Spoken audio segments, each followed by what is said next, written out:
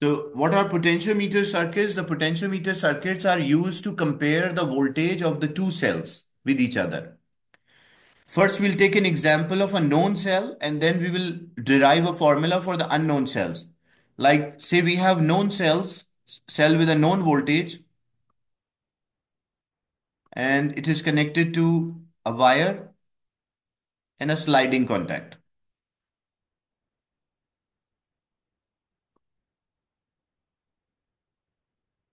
And we connect another cell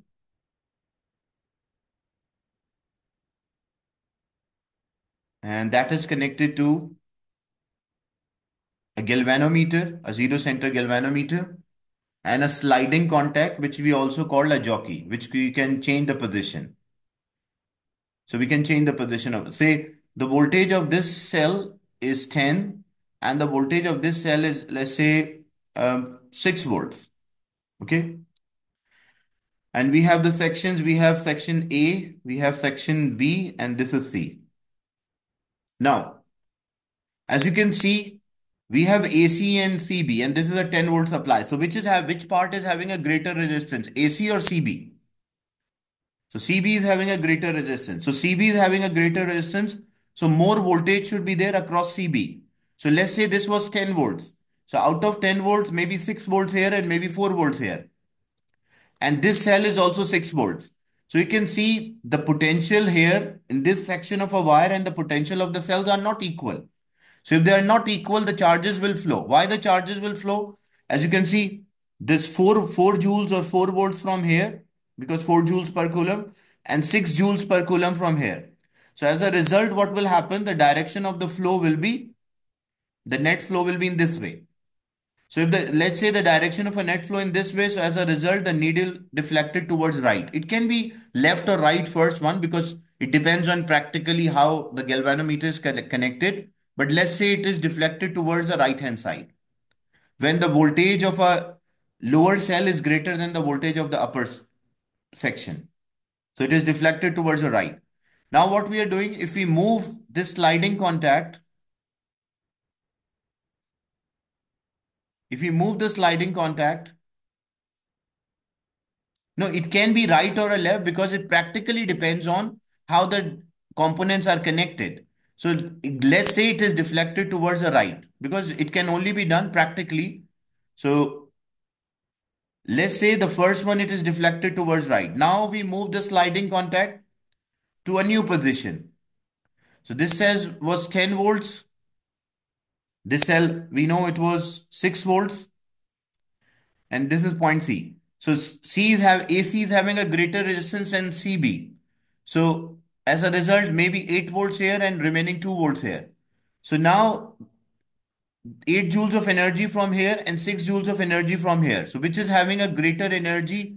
So 8 joule is greater than 6. So as a result, the direction of the net flow of the charges will be in opposite. So if the direction is opposite, like first when it was direction up, say from in this way, the needle was deflecting towards right. So if the direction of the current is opposite, what will the needle of deflection? The deflection is towards left, like opposite direction. And if we change the sliding contact to a position where we match the voltage,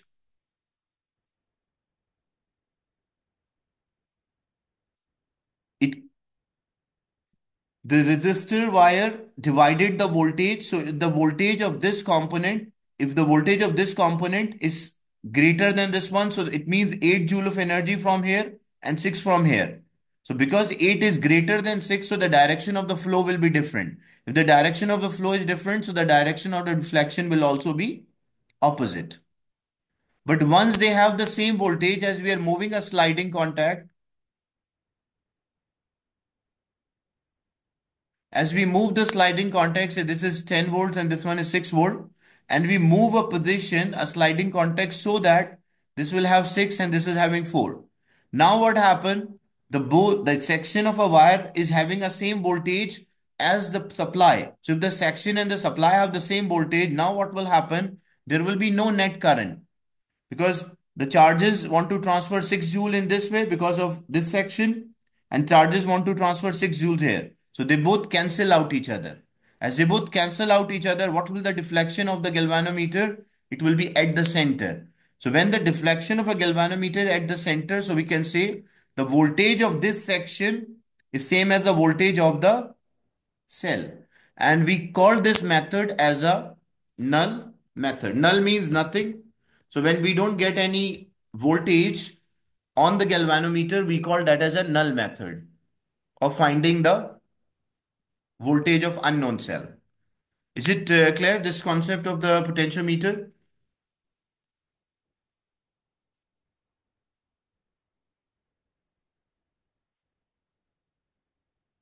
Any doubt in this?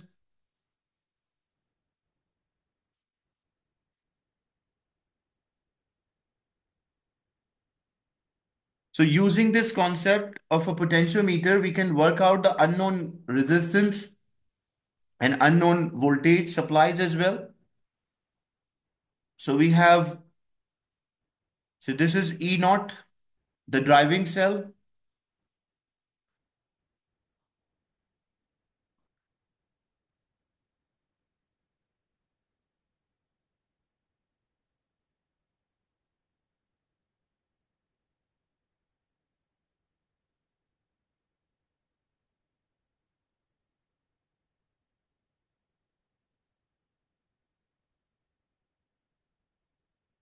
and we have points A and point C or point B. So how practically it is done? What we do, like we connect the driving cell with a piece of a wire of a known length, and we connect another cell which is unknown voltage, we call EX, and that is connected to a galvanometer which is connected to a jockey. Jockey is a movable contact. We can change the position. So let's say initially the jockey at this position, the needle was deflected towards right. So what we do, we don't slide the jockey. Why we don't slide the jockey on the wire? Because when you slide, because of the friction, it produces heat energy, and the heat can increase the temperature, so the resistance will not be constant. That's why you cannot slide the jockey. You should always tap. Like example, you place on different position, you lift it up and then you place another position. So what we do, we place a jockey in another position.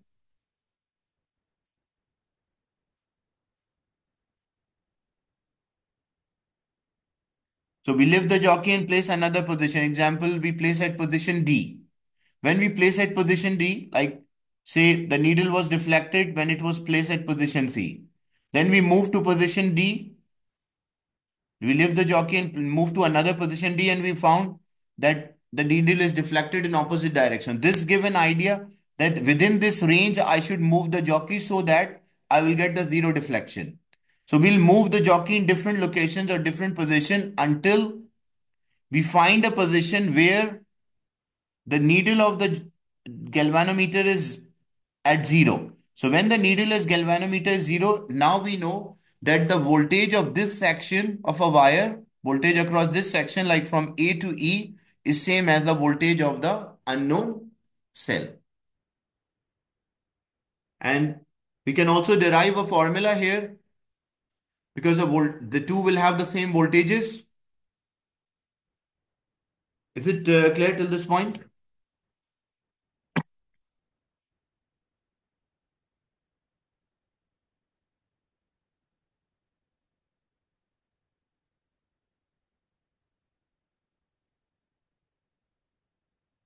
So S2 is having the same voltage. The tapping part is related to practical use. Like example, when a jockey is placed, instead of sliding the jockey on the wire, we lift the jockey like we place on one, then we move to another position, then we move to another position instead of sliding. Because when you drag the jockey on the wire, as a result, it produces heat energy, which can increase the temperature of the wire or changes the resistance. So we lift the jockey from one place to another until we get a zero or a null point. So when we get a null point, so what we can say the EMF of unknown cell divided by the length of this section, like AE, will be equals to EMF of the known cell divided by the total length, which is AB. So using this formula, It says it's actually the formula is the ratio of the length and the ratio of resistance is always same in a potential divider circuit. Like yesterday we did the potential divider circuit, so V1 over V2 is equals to R1 over R2. So if I'm saying this as V1, like first voltage, so I will say this will be E naught. And the second voltage is unknown EX, so this will be EX. Resistance of this part, what is the resistance? Because resistance is directly proportional to length, so AB will have the same length. Like its resistance is directly proportional to length. If we know the resistance, we can substitute the resistance of AB or we can substitute the length of AB divided by the resistance of this component, which is AE. So in short, you can use a formula. In short, you can use a formula that resistance, the ratio of the voltage and the ratio of the resistance will be same. So we can say because unknown cell is EX, so we can say EX over E naught will be equals to the resistance of that part, which is AE divided by resistance of AB. So using this formula, we can find any unknown. Any doubt in this? The potentiometer or the potential divider circuit, which can be used to measure the voltage.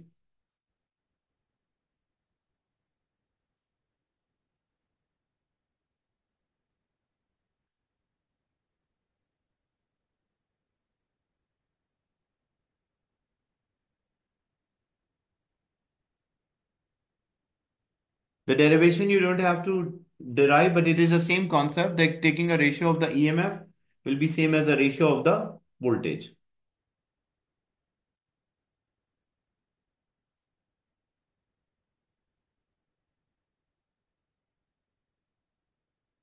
Like we'll do an example. So we have a known cell which is 10 volts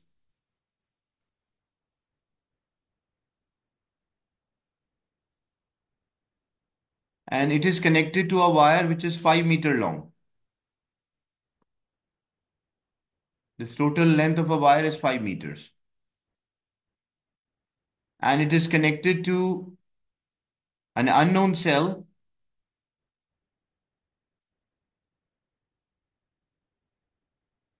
And we move the jockey until it galvanometer shows a zero deflection.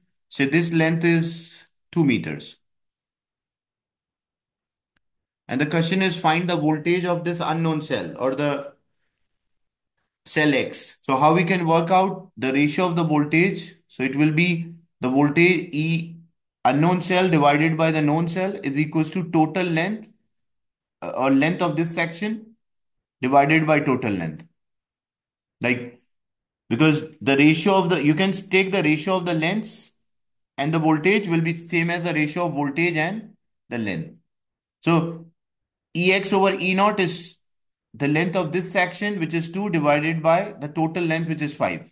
And E naught here, the maximum voltage is 10. So this is 10. So EX over 10 is equals to 2 over 5. So EX will be equals to 2 multiplied by 10 divided by 5. So when you simplify this, so it will be 4 volts. So what is the voltage of unknown cell? The voltage of unknown cell is 4 volts. Is it clear, this one?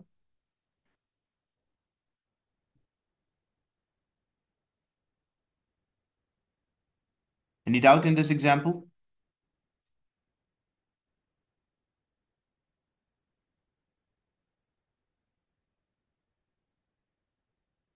Another example of a potentiometer.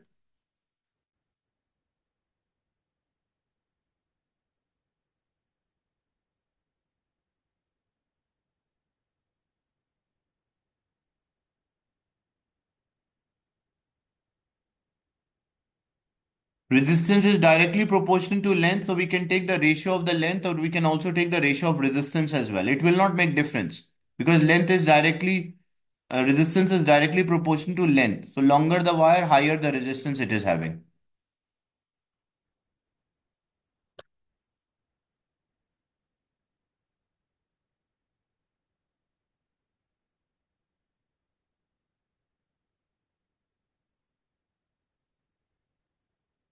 It can be in terms of resistance as well. They can provide you the resistance of the section of wire. Let's say this was a 20 volt supply. This was a 20 volt supply. Resistance of this part was 200 ohms, and the resistance of the whole section of a wire is 600 ohms.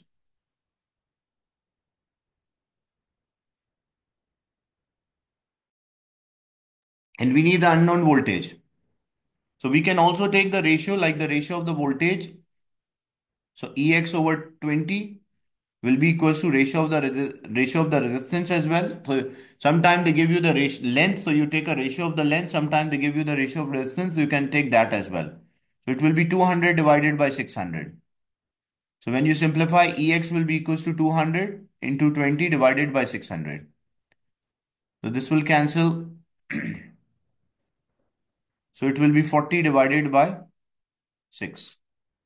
So EX is 40 divided by 6, which is 6.66 volts. Means the voltage of this supply is 6.66 volts.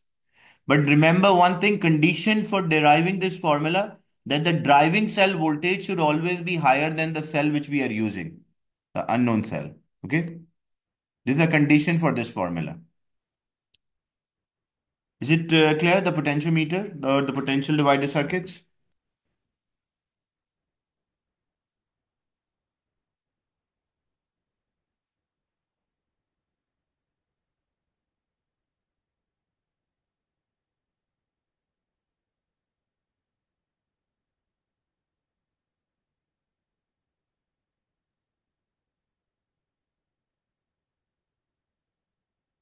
We can also have like in a multiple ways we can connect a potentiometer circuit to compare the voltage of the two cells with each other as well.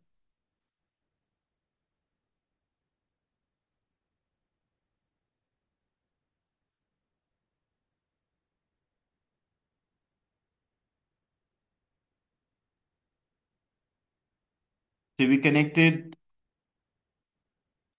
one cell which is having a voltage EX connected with a galvanometer and then a jockey.